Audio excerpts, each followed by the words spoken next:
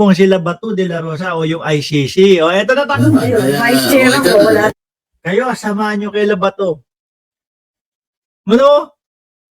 Grabe kayo. Oh, tabako yun. Hindi po, yung Markanyog ang tawag doon. Maalalahan nito, mahaba ho yung PC ko sa memorya, mga kababayan, kaya kabisado ko lahat yan. Sumalangit na ba?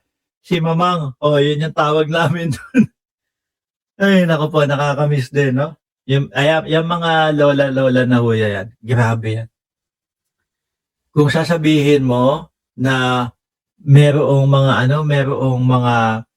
ano tawag doon yung sa mga anak, yung hinahaya, Alcampana, oo, naku, sa Tondo kami nakatira niyan. Alhambra, oo. Sa Tondo kami nakatira. Tapos sa kanto ng Pretel, nandiyan yung gawaan ng Alhambra. Di ba? Samahan nyo kay Labato de la Rosa. O ito, anyway, nagtatawanan din sila dito, mga bossing, sila Bato, sila Marcoleta.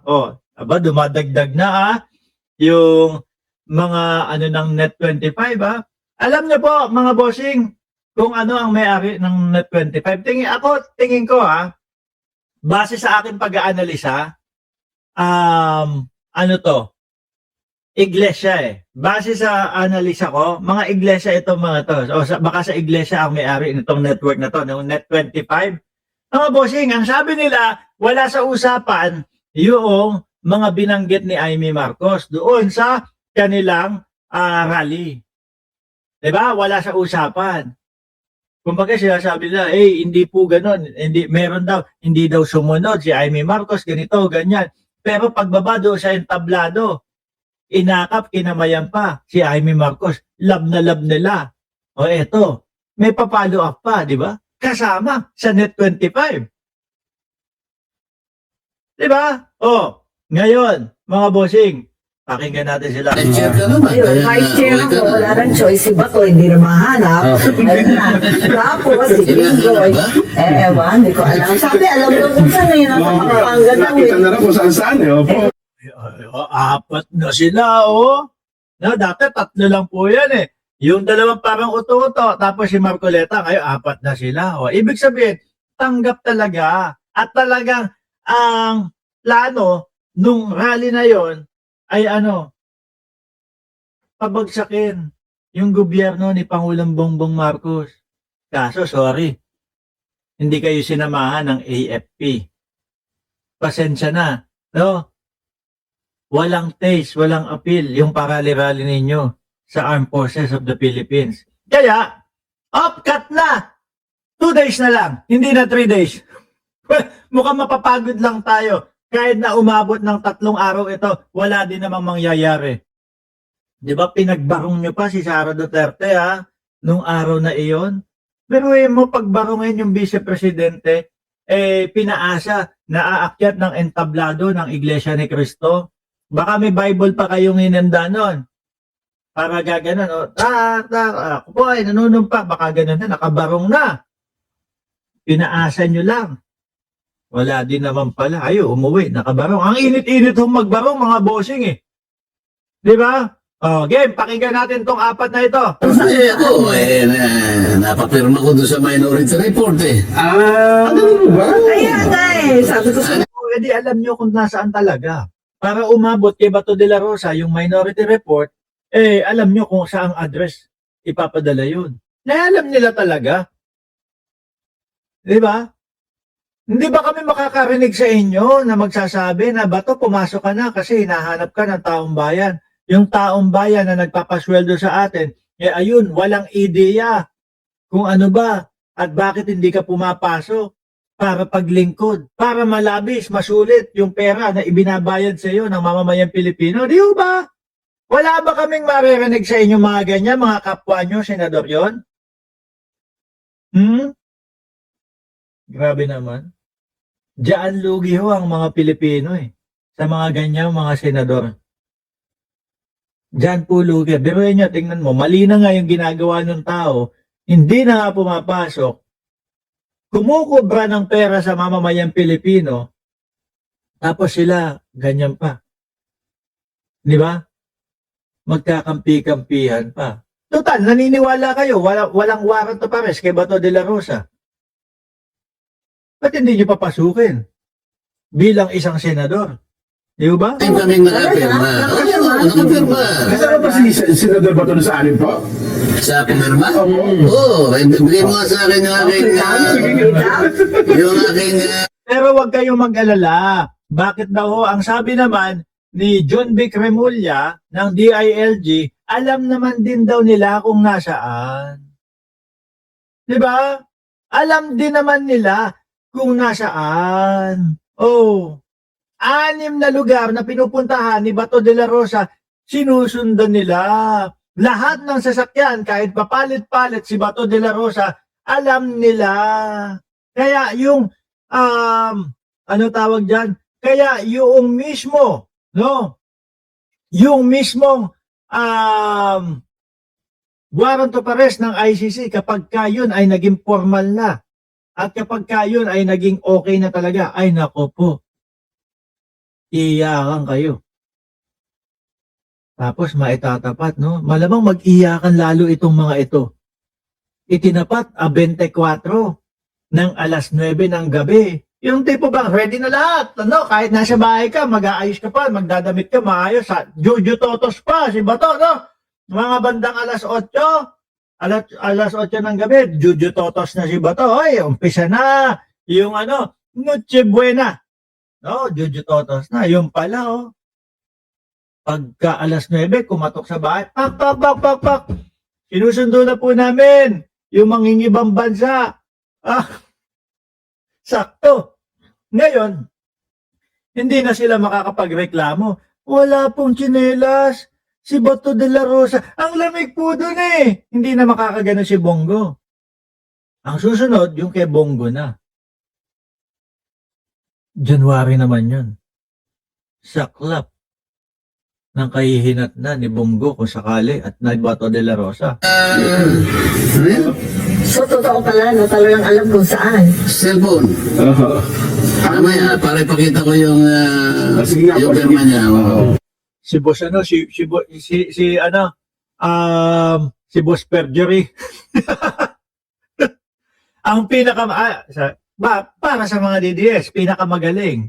BMB, Armin, shoutout sa iyo. Oh, para sa mga DDS, high profile na attorney ito, si Marcoleta, o lawyer si Marcoleta. Isama mo na si Topacio, high profile yun. No? High profile. Yung kanyang mga yung kanyang mga kliyente. Pero, karamihan, nasa oblo ho. Pero para sa atin, low quality naman daw ho ito, na abogado, itong si Marcoleta, o lawyer. Pero mo, kung magaling matalinong lawyer yan, yung sa sose niya, nakita na nga.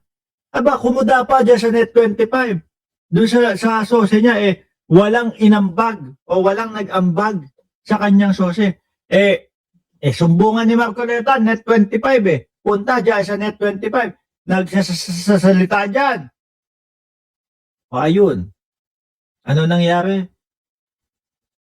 Sabi po nung kaibigan ko, wag ilagay yung pangalan Sino mas matimbang sa iyo? Yung batas ng Pilipinas? Versus doon sa pakiusap ng kaibigan mo? Naloko na. Kaya,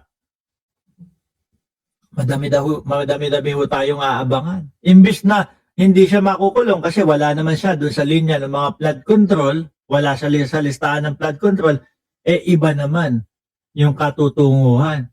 Perjury naman po. Na minimum 1 taon ang kulong hanggang 6 na taon. Dahil sinumpaan niya yung ano niya, sose niya di ba? Tapos siya mismo umamin. Meron. Request daw ng kaibigan, huwag isulat yung pangalan. Wala kami po. Pinatago yun. Nandiyan lang yan. Nandyan lang yan. Hindi nagtatago yan. Baka kapag wala na.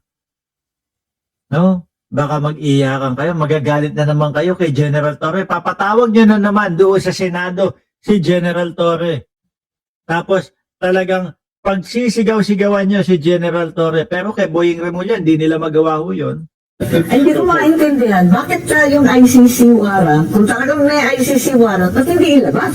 Ganda. Ako na ito nga chismisan pa lang Went-to-one pa lang, hindi pa formal yung ICC warrant kinakabahan na, nanginginig na yung itlog ni Bato de la Rosa Pag lalong nilabas mo pa kaya yan?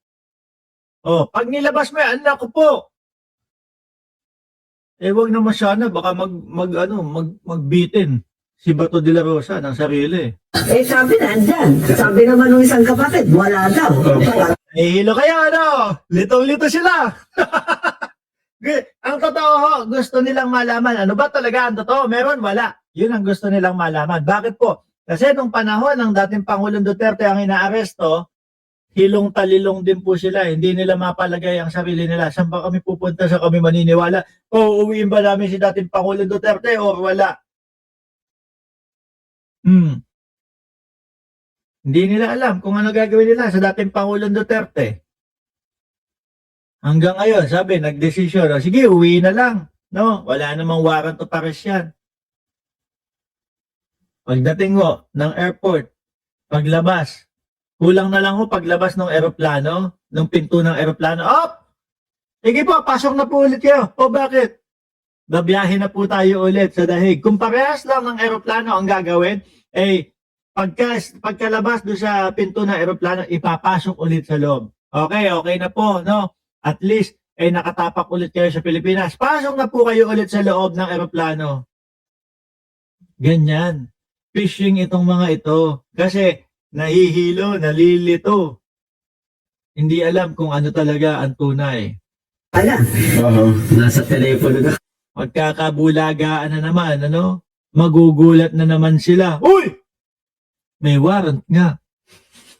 Tapos, hanggang ngayon, makakalimutan na ng mga DDS, si Bato de la Rosa. Wala na. No, tapos kay Bungo naman. Ganun pa, ulit-ulit na lang yan. Hanggang sa maubos na yung mga yan. Nasa telepono, naglalabas. Pareho lang kung Presidente Duterte, parang pinakita ng ganyan. Kinakailangan na si Senay tatayo. Alam ko tatayo siya yan. Isang araw, siguro mga Lunes o Martes. Pagka pa naglabas ng warrant of arrest ng ICC, mandatory ba na isusurrender mo na isang mamamayang Pilipino? Walang extradition na pag-uusapan kasi bansa sa bansa yun. No, di ba, Miel Rodrigo?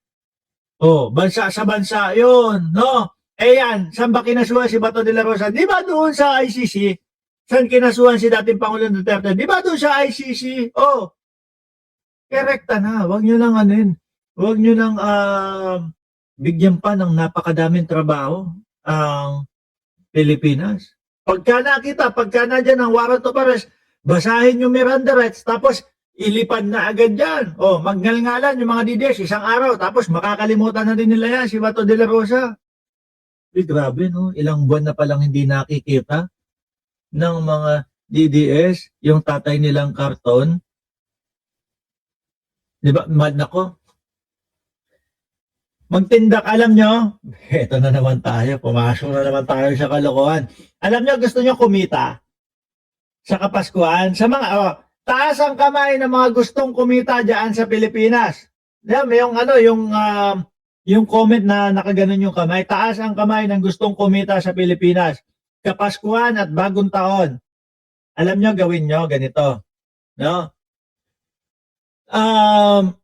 Mag-print kayo nung life size na mag-print kayo ng life size ni dating Pangulong Duterte. Ano ba height ng dating Pangulo? Siguro 5'7", 5'8", 5'9", o 5'10", or something like that. Print nyo. Tapos yung mga karton, matitigas, yan yung gagawin yung patigas para nakatayo yung So nga, alam nyo na. Tingin ko, alam nyo na kung ano ibig ko sabihin dito. Magtitinda kayo ng karton na Duterte. Ay nako, sabi sa inyo, mabili yan. Maniwala kayo sa akin, mabili yan. Standy? Bakit to? Mga DDS, nakaugalian na ho nila, mga kababayan, na kapag kayong may salo-salo, meron ako nakita isang DDS, sinusubuan yung karton ni Duterte, nakaganon, no? Standee ang tawag. O, yan, standee. Karton lang. Huwag nyo nang mahalan ng tinda. Kumbaga, estilong in-check, no? Mura, dami benta. Mura, dami benta. Oh, ngayon, ang gagawin niyan, Noche Buena. Putik na yan. Mga DDS, pag binentahan nyo yan, itatayo nila yan doon sa gilid ng lamesa nung handa nila. Ito na naman tayo eh. No, sasabihin na naman ni Ma'am Neng Gigi, kumikita ka, Mark, sa kalukuhan. Hindi, totoo. Sa palengke ninyo, sabihin nyo, makiusap kayo. Bus, isang araw lang naman to, Noche Buena. Tsaka walang kakompetensya tong ano, ha? Walang kakompetensya tong negosyo ko. Ano ba yan negosyo mo? Ano to? Karton ni Duterte. Di ba? Na tiyempo, DDS din yung mga kasama mo doon. Oh, ay sige, uy, reserve mo ko, baka ganyan pa yan. Ilan ba ginawa mo? Gawa kayo, 50. Naku po. Mabibili yan. Tapos 20-20 lang. O, magkano ang 50? No, tapos 20-20 pesos lang ang ano ninyo. Mahal pa yan, Sir Ed Ongay, kapag kami Panaflex pa eh. No, yung mga DDS nga, nagkakandara pa doon sa 20 pesos na bigas, tapos ayun na naman. Papanaflex pa natin. Okay na yung karton, yung kunyari karton. Eto, sandali. Oh. Yung mga ganyan, yung mga ganyang karton, gugupitin ninyo. Pag ginupit ninyo, korte kailangan na Duterte. Tapos, di nakatayo na. Ang gagawin niya mga yan, nakaano yan. Hindi, malambot. Dali. Guanson! Tragis ka, nakikinig ka ba? Yung mga ganitong karton, yung may mga katigasan, pampatigas, yung mga ganyan. Matigas, kailangan matigas. Yung mga ganitong karton, Guanson, nagugupitin nyo. Di nakatayo na. Pagkahandaan na, 24. Naku po, makikita nyo yung mga picture ng mga DDS. So, kasama nila sa Noche Buena ang dating Pangulong Duterte. Biruin mo, 50 gagawin mo. So, samahan nyo na ni Bato. Baka mabili din si Bato. Biruin mo, 50 gagawin mo. 20 yung 20 ang benta mo. Ay, naku, 1,000 yun. Diba? 1,000 yun. At tinuturuan ko kayo magnegosyo. Gwenson, pag ubo mo sa harapan mo ko, naku po, baka sigawan pa kita.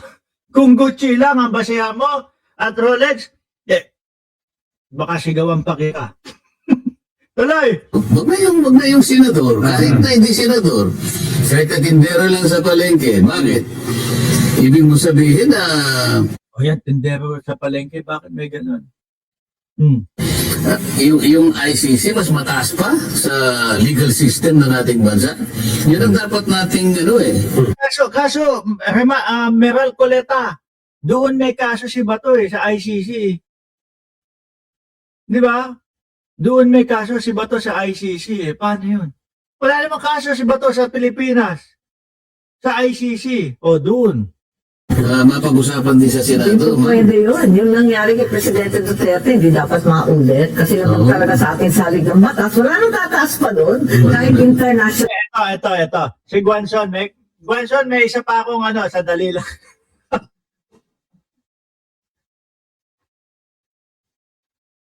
Guanson, may isa pa akong box para sa iyo. Mahirap na ho, mga kababayan. Baka sabihin ni Guanson, walang karapatan si Mark Ramos. Ito yung box nito, Guanson, na pwede ipampatayo ng standee ni dating Pangulong Duterte. Ito. Yung ganitong box, Guanson. Okay na ba to? Pwede na yung ganitong box? Hindi, kasi nandito. Yung pwesto ng pinagbablagan natin, bodega po kasi ito, mga kababayan. Kumbaga, walang gumagamit na kwarto. Kaya, sabi ko nga gagawin kong talagang maganda yung setup, pati yung mga lightings. Naghahanap lang ako nung tutulong sa akin na talagang pati lightings, itong bodega na ito, pagagandahin. Yabang nitong vlogger. Hindi, mayabang naman din yung mga DDS eh. O, tapatan natin. ek pa yan. Mas mataas talaga yung ating konstitusyon at ang ating mga batas. Siyempre. Yung due process, syempre. At Pilipino yan eh. Kung Pilipino, syempre, kailangan dadalhin muna sa korteng Pilipino. Kung makakuha sila ng warrant of arrest, Wala naman kaso si Bato de la Rosa at si dating Pangulong Duterte. Kaya nga kay dating Pangulong Duterte, rekta na doon eh.